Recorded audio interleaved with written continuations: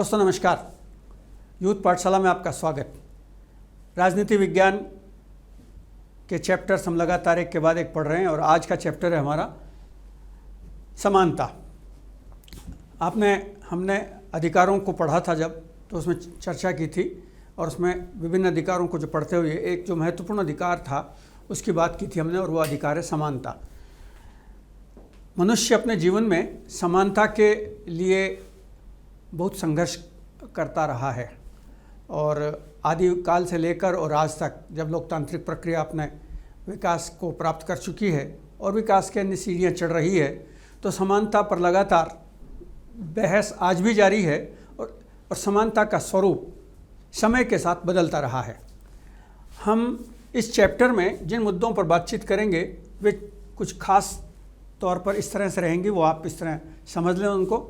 समानता की अवधारणा, समानता के प्रकार, अर्थ उसका, विभिन्न विचारधाराओं के अनुसार समानता क्या है, उसकी परिभाषाएं क्या है, और स्वतंत्रता और समानता में क्या संबंध है। ये मूलतः हम इन चैप्टर्स को, इन चीज़ों को इसमें जानने की कोशिश करेंगे। दरअसल में समानता का जो पूरा आधार है उसको समझने के लिए ये आवश्यक है कि समानता समाज के लिए क्यों आवश्यक है और कितनी महत्वपूर्ण है, ये बहुत ज़रूरी चीज़ है समझने के लिए। दरअसल में प्रकृति प्रदत्त है समानता। मनुष्य के जन्म से लेकर और जो विकास की प्रक्रिया बनी थी उसमें समानता प्रकृति प्रदत्त है, यानी हम उसके साथ लगातार जुड़े रहे हैं। लेकिन समाज का जैसे जैसे डेवलपमेंट हुआ और विकास हुआ, वैसे वैसे ही समानता के मार्ग में बाधाएं भी खड़ी होती चली गई और समाज का एक ऐसा वर्ग उदित हो गया जो वर्ग विशेषाधिकार प्राप्त था या जिसने विशेषाधिकारों पर अपना कब्जा जमा लिया। तो जो विशेषाधिकार प्राप्त समाज खड़ा हुआ उसने समानता के मार्ग में बाधाएं पैदा करनी शुरू कर दी। हालांकि हम सब जानते हैं कि एक व्यक्ति को विकास के लिए आदर्श अनुकूलन स्थिति कब मिलेगी, जब व्यक्ति के पास समानता का अधिकार होगा, यानी बिना किसी भेदभाव के उसको अवसर मिलता रहेगा तो वह अच्छा काम कर सकेगा। इसीलिए कहा जाता है कि कानून के पास ही वह शक्ति है जो प्राकृतिक स्थितियों को छोड़कर शेष सभी स्थितियों में समानता पैदा करने की ताकत रखता है। इसका अर्थ ये भी हुआ कि सामाजिक तौर पर भले ही हम समानता का कितना ही ढिंढोरा पीटें, लेकिन राज्य, संप्रभु राज्य जो शक्ति संपन्न होगा, जिसके पास एक पुलिस स्टेट होगा, जिसके पास लॉ या कानून को एनफोर्स करने की ताकत होगी, वह अपनी शक्ति के माध्यम से समानता को लागू कर सकेगा। तो समानता सामाजिक तौर पर एक न्यूनतम आवश्यकता है और इस आवश्यकता के बिना मनुष्य को कितनी भी स्वतंत्रता दे दी जाए, मताधिकार दे दिए जाएं या कुछ भी दे दिया जाए, वह उनका उपयोग कर ही नहीं सकता है। इसलिए व्यक्ति की स्वतंत्रता, मताधिकार की सुरक्षा, समूह बनाने की स्वतंत्रता, संपत्ति, सेवाओं का उपयोग, ये सारी चीज़ें समानता पर निर्भर करती हैं और इसके बिना मनुष्य काम नहीं कर सकता है। आप देखें कि संपत्ति की जो स्थिति बनती है और उसमें हम ये देख रहे हैं कि समानता ने कैसे अपने आप को डेवलप किया है, समानता ने कैसे अपने आप को आगे बढ़ाया है। तो समानता के मार्ग में जैसे जैसे बाधाएं आती चली गई, वैसे वैसे ही सामाजिक स्थितियों का अपग्रेडेशन हुआ और समानता अगले चरण में प्रवेश करती चली गई। तो इसलिए इस आधार को अगर हम समझें तो शक्ति के आधार पर और कानून के आधार पर, ताकत के आधार पर समानता को स्थापित करने में बल मिला है।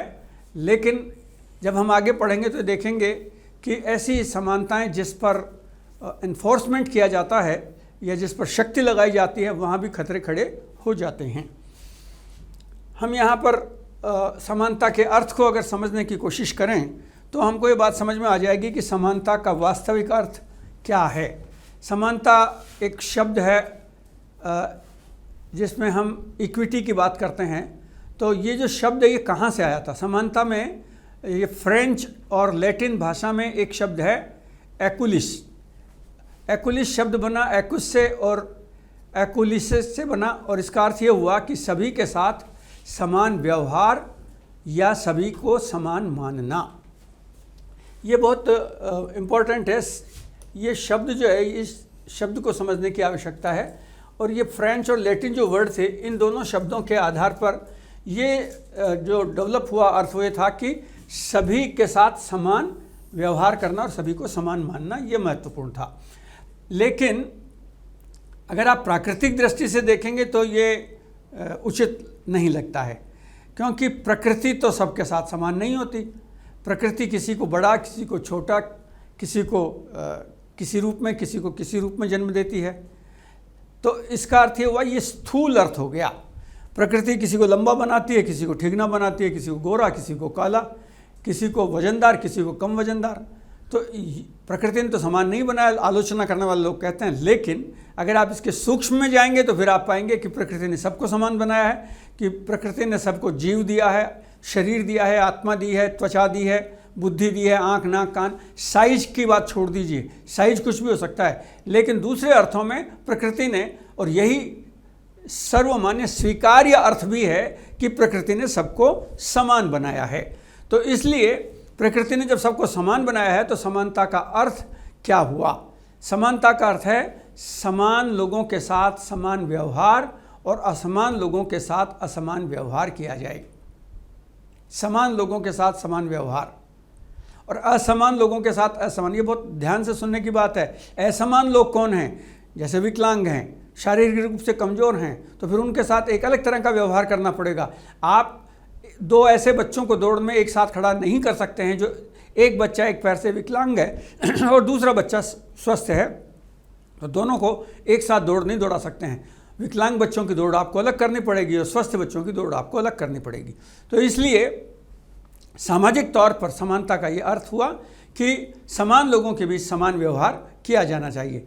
प्रत्येक व्यक्ति के आत्म विकास के लिए उसका अवसर मिलना चाहिए और किसी भी प्रकार का विशेषाधिकार नहीं होना चाहिए। दूसरे शब्दों में कहें तो विशेषाधिकारों का अंत ही समानता है। समाज में सामान्य रूप से समान लोग बैठे हुए हैं और उनमें से एक ग्रुप, एक वर्ग, एक व्यक्ति विशेषाधिकार लेकर बैठ जाए तो यह संभव नहीं होगा। तब समानता का आदर्श समाप्त हो जाएगा। तो इसका अर्थ यह भी हुआ कि विभेदों का अंत करना ही समानता है, विशेषाधिकारों को समाप्त करना ही समानता है। ये खास महत्वपूर्ण बात है जो हमको समझने की आवश्यकता होगी।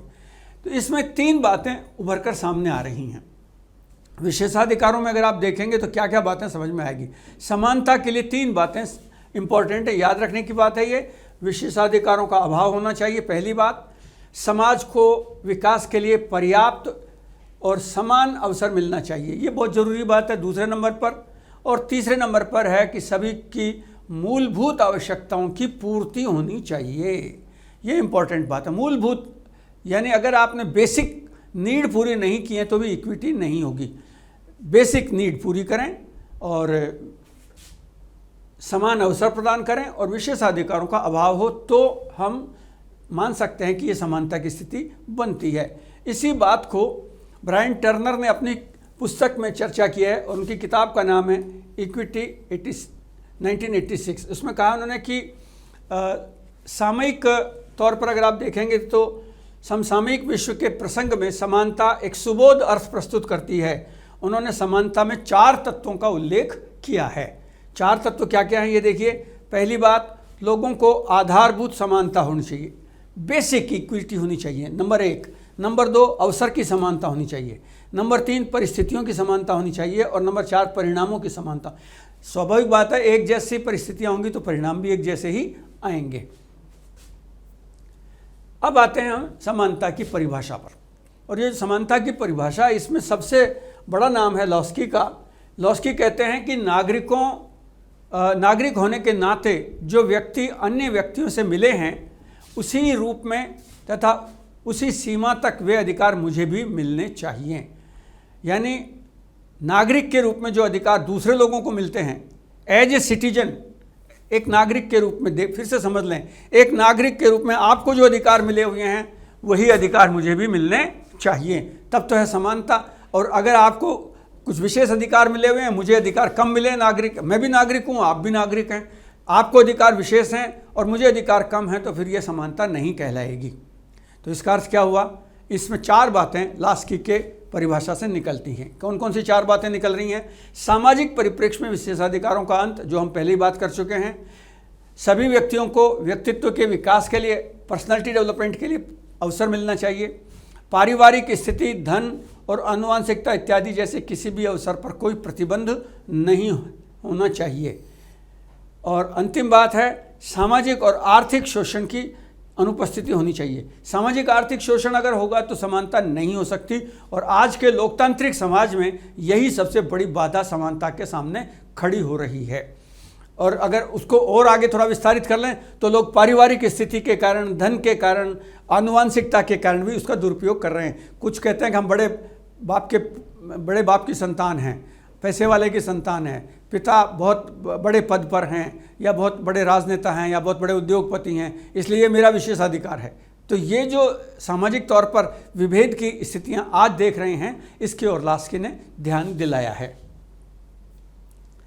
अब बात करें कि समानता कितने तरह की होती है, समानता के प्रकार क्या हैं।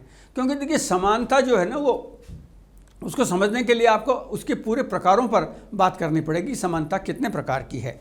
समानता के प्रकारों में जब हम बात करेंगे तो सबसे पहली बात आती है औपचारिक समानता, यानी औपचारिक रूप से सबको अवसर मिलना चाहिए। और इस विचारधारा के जो समर्थक लोग हैं वो शास्त्रीय आधार पर, परंपरागत आधार पर बात करते हैं। उदारवादी लोग भी इसमें बात कर रहे हैं, और आधुनिक उत्तरवादी भी इसकी चर्चा कर रहे हैं। तो ये जो है, इसमें खास तौर पर हम यहीं तक की देखेंगे, तो ये इसका पार्ट यहाँ तक है। ये परंपरावादी या क्लासिकल लोग जो हैं इसकी बात कर रहे हैं, औपचारिक समानता के समर्थन की बात कर रहे हैं। और इसके समर्थन में दूसरे लोग वो भी जो स्वेच्छा तंत्र की बात करते हैं। दूसरी समानता की बात आ रही है अवसर की समानता। ये बहुत महत्वपूर्ण है, अवसर की समानता।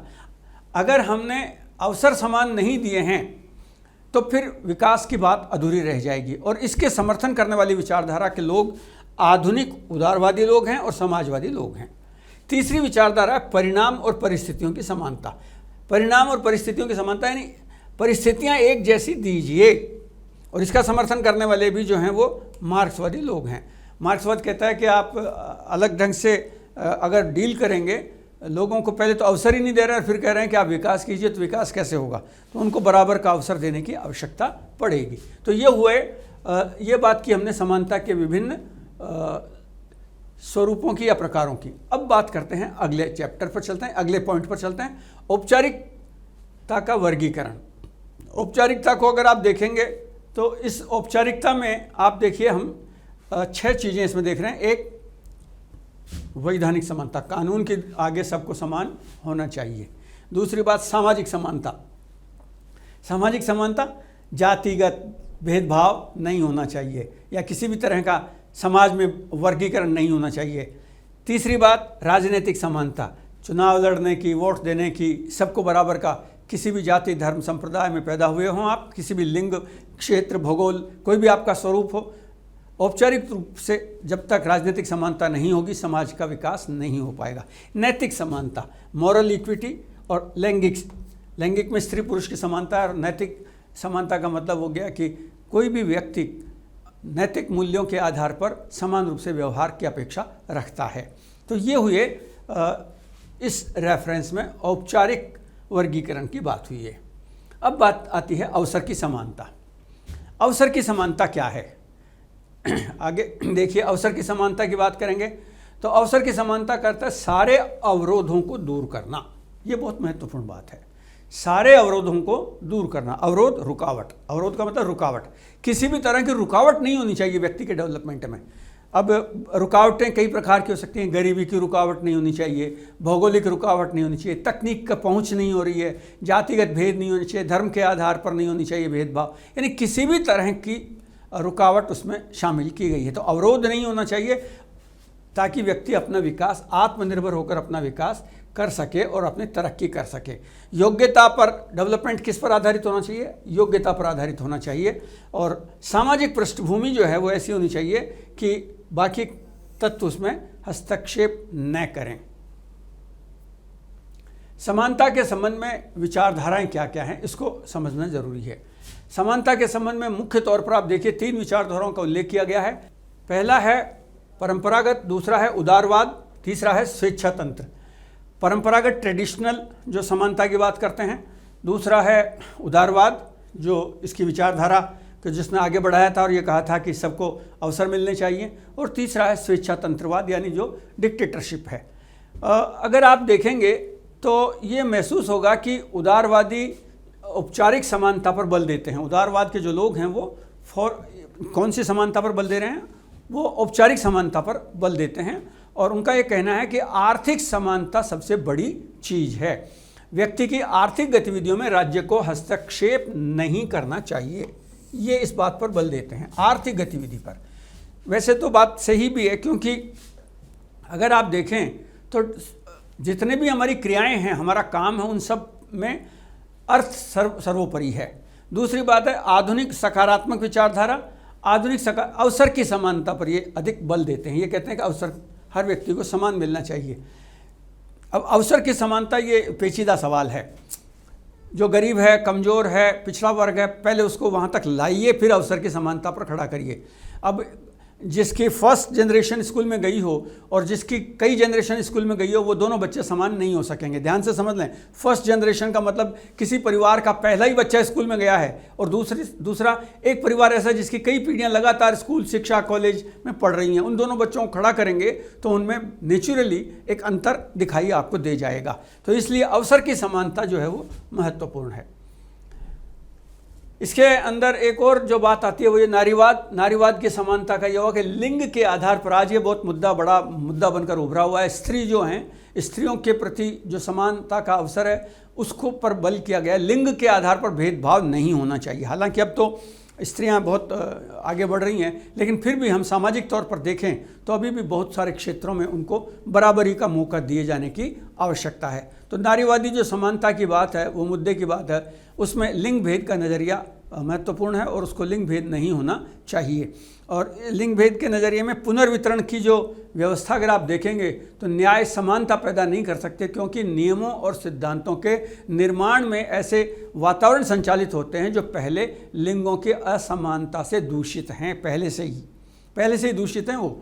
यानी जैसे मैं एक छोटे से उदाहरण से, अब शायद उसमें कुछ फ़र्क आ गया होगा, लेकिन अभी भी देखने को मिलता है। जैसे पहले गांव में बात सामान्य तौर पर, गांव में, शहर में, सभी जगह कही जाती थी, लड़कों के खाने में और लड़कियों के खाने में भेद होता था। लड़कों को ज़्यादा पौष्टिक खाना मिलता था, लड़कियों को कम मिलता था। अब ये भेद थोड़ा कम हुआ, लेकिन बाकी अवसर बहुत हैं। आज भी ऐसे परिवार और ऐसे समाज में बहुत सारे मुद्दे मिल जाएंगे जहाँ कहते हैं लड़की पढ़ के बहुत ज़्यादा क्या कर लेगी। ऐसे बहुत सारे घर परिवार अब भी मिल जाएंगे आपको। हालांकि जब लड़कियों ने अपनी प्रतिभा के आधार पर अपनी योग्यता को दिखाया तो समाज का नज़रिया बदलने लगा है। सिमोन द बोउवार जो है, ये एक अलग विचारधारा के, ये फ्रांसीसी लेखिका हैं। सिमोन बोउवार, उनकी किताब है दी सोर्ड सेक्स, ये 1949 में आई थी। उसमें नारीवादी चिंतन पर इन्होंने शास्त्रीय परिकल्पना को प्रस्तुत किया था और ये कहा था कि महिलाएं पैदा नहीं होती, बनाई जाती हैं। ये बहुत क्लासिकल स्टेटमेंट है उनका, महिलाएं पैदा नहीं होती, बनाई जाती हैं। ये क्या मतलब हुआ इसका? जन्म से तो सब स्त्री पुरुष सब बराबर हैं, सभी को अवसर मिला, लेकिन बनाई जाती है। बनाई जाती का मतलब स्त्री को बार बार ये एहसास करवाया जाता है, तू लड़की है, तू कुछ नहीं कर सकती है, तेरा काम घर को देखना है, तुझे पीछे रहना है, पीछे खड़े होकर बात करना है, तुझे पुरुषों की बात स्वीकार करनी है। पुरुषवाद प्रभावी रहा और स्त्रियों को पीछे धकेला गया, और इस बात को बहुत पुरजोर ढंग से उन्होंने उठाया और यहीं से नारीवाद का चिंतन उभर कर सामने आया था और सिमोन ने इसको आगे बढ़ाया था। इसी विचारधारा के आधार पर बेट्टी फ्रीडन ने भी इसको आगे बढ़ाया। नारीवाद की जो ये चिंतन करने वाली महिला हैं, लेखिका, विचारक हैं, इन्होंने 1963 में अपनी किताब द फीमेल मिस्टिक इनकी प्रकाशित हुई थी। ये किताब इनकी, और इस किताब में इन्होंने नारीवादी आंदोलन का समर्थन किया था। इनको नारीवादी आंदोलन का प्रमुख समर्थक माना जाता है और महिला मुक्ति आंदोलन की जन्मदाता कहा जाता है। ये सवाल महत्वपूर्ण है, याद रखने के योग्य हैं, आपको ये परीक्षा में पूछे जाने वाले सवाल हैं। इसको ध्यान से पढ़िए, ध्यान से समझिएगा। प्रतियोगी परीक्षाओं में चाहे आप स्कूल शिक्षा की बात कर रहे हों, अध्यापक के या वरिष्ठ अध्यापक की व्याख्याता, वहाँ पर ये सवाल स्वाभाविक तौर पर बनते हैं। तो नारीवादी तौर पर बेटी फ्रीडन का बड़ा नाम है और इनकी किताब है फीमेल मिस्टिज, जो है मिस्टिक, इसको याद करिए, पुस्तक का नाम याद करिए। 1963 में ये प्रकाशित हुई थी और इनको बड़ा लेखक माना गया है। और इन्होंने कहा था कि महिलाओं के समक्ष मुख्य समस्या है सार्वजनिक जीवन में उनका अपना कोई नहीं होता। और ये बात बहुत सही भी है। पब्लिक लाइफ में जब वो उतरती हैं तो उनके सामने सबसे बड़ी चुनौती है कि no one is there as a supporter for them. और ये सारी दुनिया में है, यूरोप में भी है ये समस्या आज तक भी है, जबकि बड़े बड़े देश बड़े लोकतांत्रिक होने का दावा कर रहे हैं, America, Britain, France, Italy, Germany, Japan, वहाँ भी उनको ये सामना करना पड़ रहा है। और भारत जैसे देश में तो कहने की आवश्यकता ही नहीं है। हमारे यहाँ तो मजाक में अभी तक भी वो चल रहा है, गांव में जब महिलाएं सरपंच बन जाती हैं तो महिला तो नीचे एक तरफ बैठ जाती है और सरपंच की कुर्सी पर उनके पतिदेव बैठते हैं। और एक शब्द यहाँ चल पड़ा था, सरपंच पति, यानी पति जो है वो चुनाव जीता पत्नी ने और चुनाव के बाद की गतिविधियाँ चला रहा है उसका पति। तो ये जो व्यवस्थाएँ हैं ये आज भी महत्वपूर्ण हैं। इसलिए उन्होंने महिला मुक्ति को पेश किया और उन्होंने फिर अपनी किताब में दूसरी जो किताब लिखी 1981 में, second stage, the second stage, उसमें भी उन्होंने इस पर चर्चा की थी। 91 में भी उन्होंने इस पर काम किया और ये सेकंड स्टेज शुरू हुई। 91 में भी उनकी तीसरी किताब आई और इस तरह से एक के बाद एक वे लगातार नारीवाद का समर्थन करती चली गई। उसके बाद आता है मार्क्सवाद। मार्क्सवाद को अगर हम देखेंगे तो यहाँ पर ये बहुत महत्वपूर्ण है, मार्क्सवादी विचारधारा।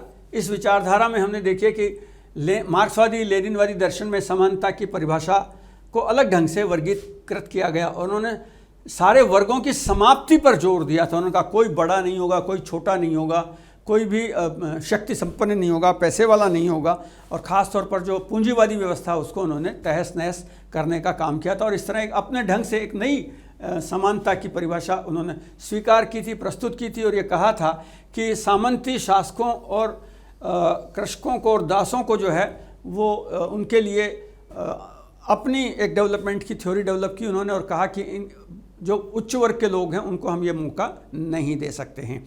और इस समानता की मांग से एक आंदोलन उठ खड़ा हुआ था और पूरी दुनिया में हलचल मच गई थी और राज्यों में परिवर्तन हुआ, सत्ताएं बदली, साम्यवाद स्थापित हुआ, साम्यवाद की सरकारें बनी और साम्यवाद ने बड़ी संख्या में विभिन्न देशों पर शासन किया। एक दौर ऐसा भी आया था, लगभग 30 दुनिया के 30 देशों में साम्यवादी सरकारें बन गई थी। अब वो सरकारें धीरे धीरे करके समाप्त हो गई, साम्यवाद का मुखौटा उतर गया और अब वही समाजवाद, पूंजीवाद वापस फिर नए सिरे से नए रूप में आकार लेकर खड़ा हुआ है।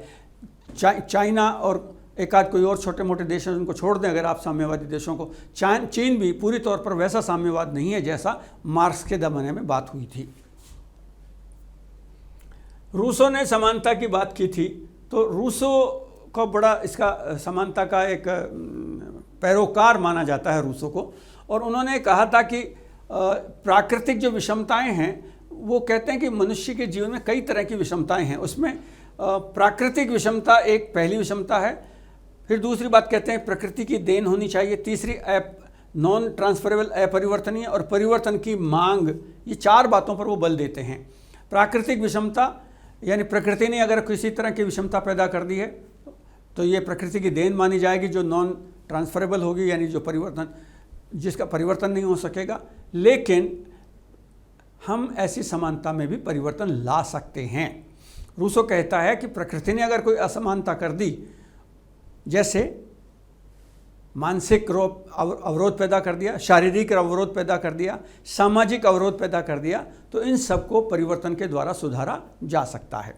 फिर है परंपरागत विषमता, दूसरा वर्गीकरण कर रहे हैं वो परंपरागत विषमता की बात। ट्रेडिशनली ऐसे कई समाज है जहाँ पर परंपरागत बात की जा रही है, यानी ये परंपरागत विषमता किसकी देन है? ये समाज की देन है। इसको परिवर्तित किया जा सकता है और अन्यायपूर्ण विषमताओं का हरण किया जा सकता है। अब बात आती है समुदायवाद की। ये समुदायवाद जो है ये बहुत महत्वपूर्ण है और इसमें समुदायवादी जो समाज है उसमें मूलभूत वस्तुओं का समान वितरण करने पर जोर दिया गया है। कम्युनिटी की बात है ये, समुदायवाद, कम्युनिटी, कम्युनिज्म की बात हो गई, समुदायवाद की बात हो गई। और इसमें ये कहते हैं कि समाज में मूलभूत रूप से सभी वस्तुओं को समान रूप से वितरित किया जाना चाहिए। ऐसा नहीं हो सकता कि किसी के पास ज़्यादा समाज संपत्ति हो जाए, किसी के पास कम संपत्ति हो जाए, किसी को हम ज़्यादा पैसे, बड़ी बड़े मकान और कोठियाँ और बड़ी बड़ी ज़मीनें दे दें। तो इक्विटी होनी चाहिए, समाज में समान रूप से सबको दिया जाना चाहिए। इस विचार का जो समर्थन किया था वो थे वोल्जर, और वोल्जर ने अपनी किताब में इस पर चर्चा की थी। इसके अलावा चार्ल्स टेलर भी इसके समर्थक हैं। तो इन लोगों ने अपनी किताबों में इसका चर्चा की थी। और अनुदारवादी जो वोल्जर हैं उन्होंने अपनी किताब में ये कहा था, न्याय का प्रयोग क्षेत्र, इस किताब का नाम था ये इनका, और इस पर जोर दिया था कि वस्तुओं का वितरण समान रूप से किया जाना चाहिए। अगला चलते हैं नेक्स्ट। अगर रूसो की बात करें तो रूसो भी इसमें महत्वपूर्ण भूमिका निभा रहे हैं। और रूसो जो है वो महत्वपूर्ण भूमिका किस रूप में निभा रहे हैं वो भी हमने देखा, पढ़ा था, हमने इसको बात कर चुके हैं। इसकी समुदायवाद पर चर्चा कर ली हमने। अब आ रहे हैं हम बहुसंस्कृतिवाद पर। बहुसंस्कृतिवाद ये एक महत्वपूर्ण है। बहुसंस्कृतिवाद यानी मल्टी कल्चरल सिचुएशन, संस्कृतियाँ बहुत सारी हैं। बहुसंस्कृतिवाद अमेरिका में 1960 में यह आंदोलन शुरू हुआ था और यह अश्वेत आंदोलन शुरू हुआ था। अश्वेत का मतलब हो गया कि गोरे काले का भेद। अमेरिका में जब अफ्रीका के बहुत सारे लोग आए और वो वहाँ के वर्षों से, कई पीढ़ियों से रह रहे थे, लेकिन उन्होंने अनुभव किया कि वहाँ भी गोरे लोग जो हैं वो काले लोगों से एक तरह से घृणा करते थे, उनको मौका नहीं दे रहे थे, काम करने का अवसर नहीं दे रहे थे। तो इन सारी परिस्थितियों पर वहाँ लोगों में धीरे धीरे असंतोष खदबदाने लगा और उसके बाद वहाँ उनके विरुद्ध वातावरण बनने लगा। और 1960 में अश्वेत आंदोलन की शुरुआत हुई और बहुसंस्कृतिवाद का प्रथम प्रयोग 1971 में कनाडा में और फिर 78 में ऑस्ट्रेलिया में किया गया। कनाडा वो पहला देश था जहाँ पर बहुसंस्कृतिवाद को सरकारी नीति में शामिल कर लिया गया। यानी मल्टी कलर या मल्टी कल्चर के रूप में उसको कहा गया कि बाकी जितनी गोरे लोगों के साथ साथ अन्य जो लोग हैं उन सबको भी सरकार के द्वारा, सरकार के कार्यक्रमों में आगे आने का मौका मिलेगा। तो बहुसंस्कृतिवाद का जो तर्क था वो ये था कि सार्वजनिक जीवन में सबको बराबरी का मौका मिले, सम्मान मिले और अभिव्यक्ति का अवसर मिले, जो कि समानता का मूल सिद्धांत है। तीनों बात महत्वपूर्ण है, बराबरी का अवसर मिलना, सम्मान मिलना और अभिव्यक्ति का अवसर मिलना, ये ध्यान रखने की आवश्यकता है। तो ये बहुसंस्कृतिवाद की विचारधारा थी जो समानता में आगे बढ़ी।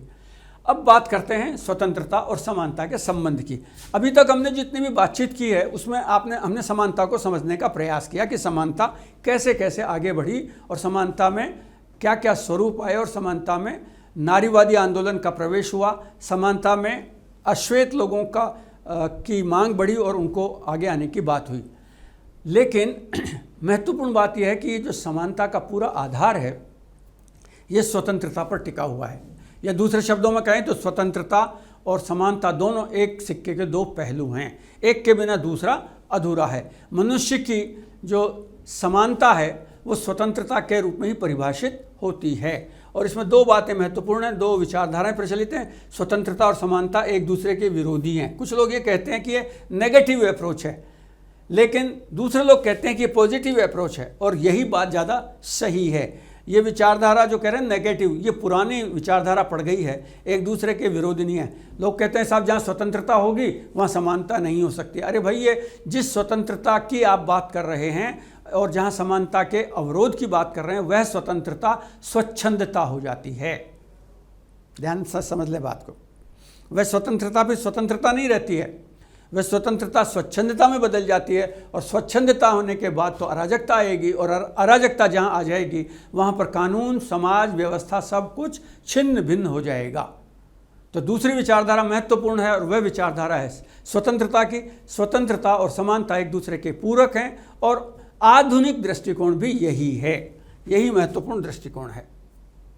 लॉस्की कहते हैं कि जिस समाज में असमानता है, जिस समाज में असमानता है वहाँ जब भी कोई व्यक्ति अपनी स्वतंत्रता की मांग उठाएगा तो शक्तिशाली व्यक्ति उसे ललकारेंगे और उसका विरोध करेंगे। बहुत महत्वपूर्ण है ये, इसको ठीक से समझ लें आप।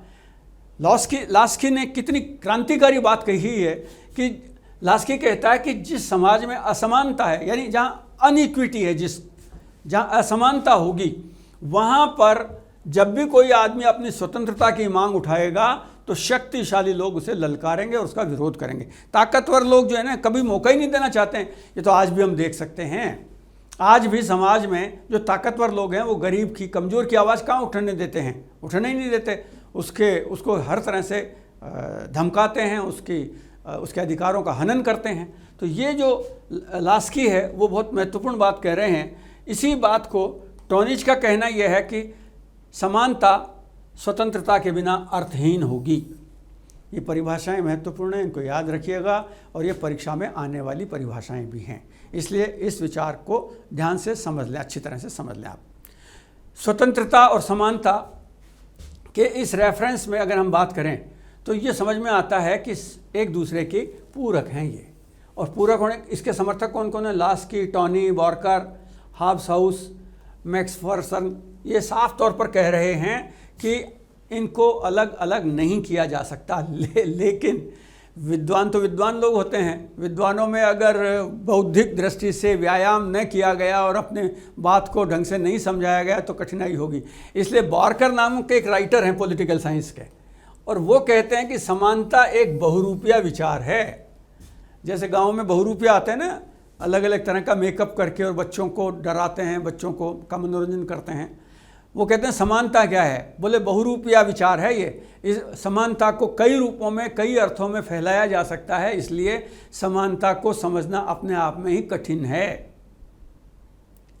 ये बार्कर की विचार हुआ। लेकिन लास्की, टॉनी और हॉब्स और मैक्फरसन ने जो मुख्य रूप से जो बात कही है वो ये कि समानता प्राकृतिक, राजनीतिक, सामाजिक तौर पर जिस समानता को अस्वीकार किया गया है उसके बिना स्वतंत्रता अधूरी है, और स्वतंत्रता समानता के बिना अधूरी है।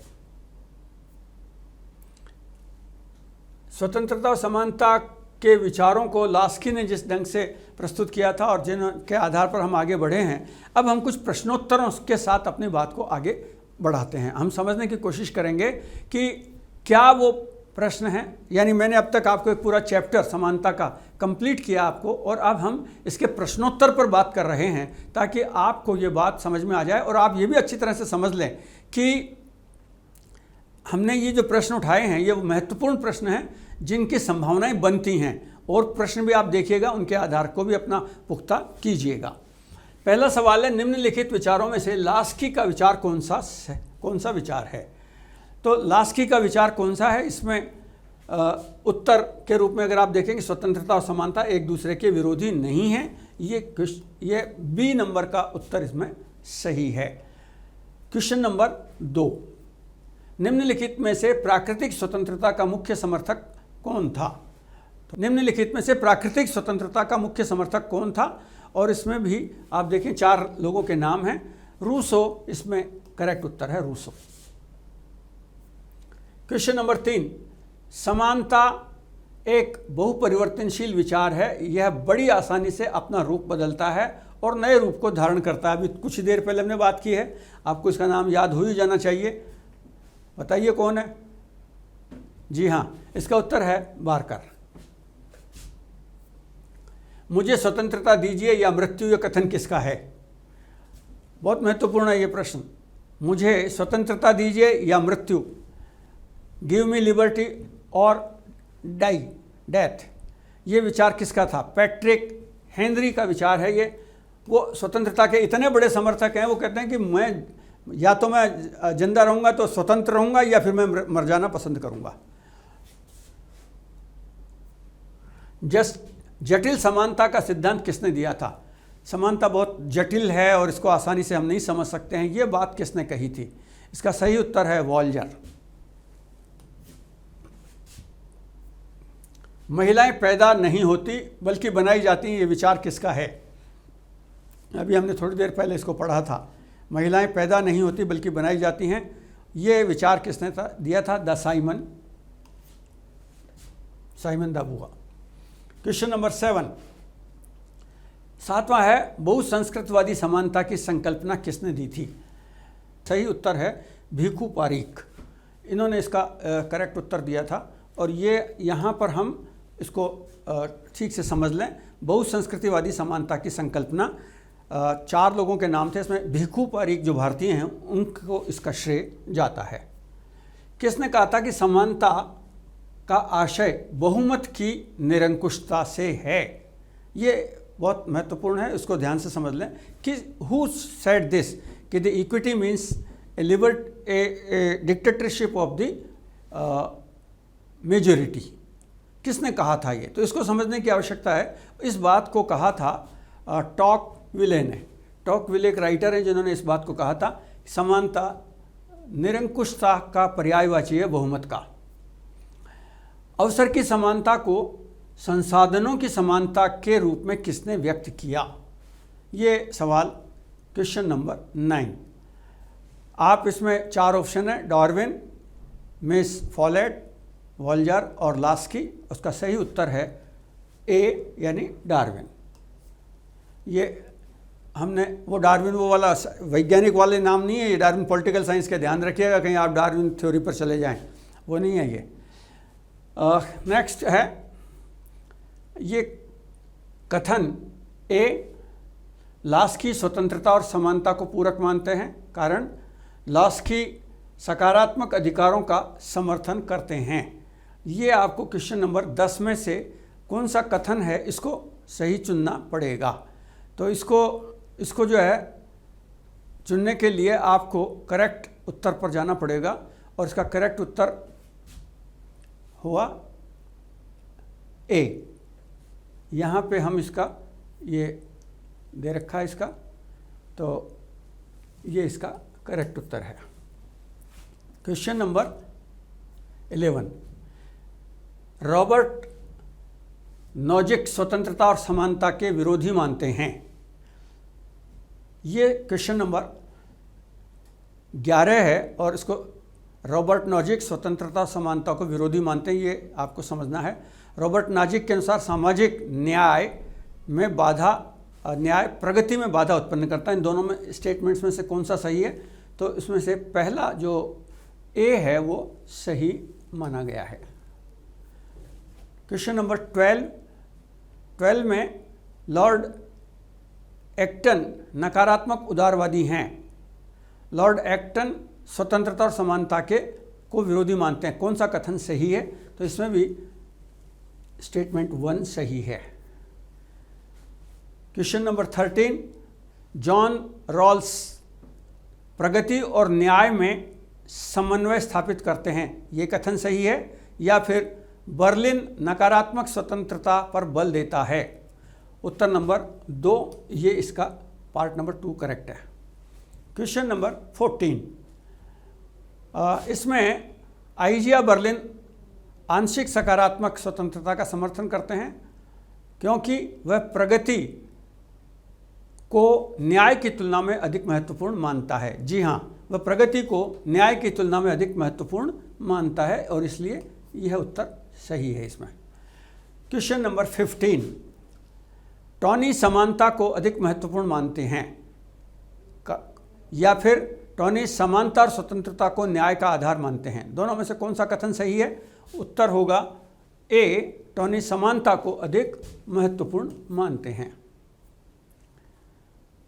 क्वेश्चन नंबर 16, इनमें से कौन सा वक्तव्य उचित है? यानी यहाँ पर 4 स्टेटमेंट दे रखे हैं। राजनीतिक स्वतंत्रता के बिना समानता का कोई औचित्य नहीं है। स्टेटमेंट नंबर 2, समानता विधि के शासन में संभव है। स्टेटमेंट नंबर 3, समाज में संपत्ति का सभी नागरिकों में समान वितरण होना चाहिए। स्टेटमेंट नंबर 4, राष्ट्रीय संप्रभुता के बिना स्वतंत्रता कोरी कल्पना है। इसमें 4 कूट दिए गए हैं, उनमें से एक कोई सा सही है और वह उत्तर होगा बी। बी का मतलब हो गया 1, 2 और 4 करेक्ट हैं। 1, 2 एंड 4 करेक्ट हैं और ये नहीं है इसमें। क्वेश्चन नंबर 17, समानता की अवधारणा में शामिल नहीं है। क्या चीज़ समानता की अवधारणा में शामिल नहीं है? इसको आपको उत्तर देना है। अवसर की समानता, संरक्षणात्मक भेदभाव, नंबर 3 विशेष योग्य के लिए विशेष पुरस्कार, और नंबर 4 असमानों के साथ समान व्यवहार। और इसका जो सही उत्तर है वो होगा डी, ये करेक्ट इसका उत्तर है। नंबर 18 समानता की तीव्र इच्छा के कारण स्वतंत्रता की आशा नष्ट हो गई है। ये बात किसने कही थी? और इसका सही उत्तर है एक्टन, ये स्टेटमेंट एक्टन का है। क्वेश्चन नंबर 19, इसमें 19 में हमने देखा कि दो स्टेटमेंट यहाँ हैं। समानता के अधिकार का अर्थ है व्यक्तियों को अपनी विशिष्ट योग्यताएं प्रदर्शित करने का समान अवसर मिलना चाहिए, न कि अपने जन्म के संयोग से।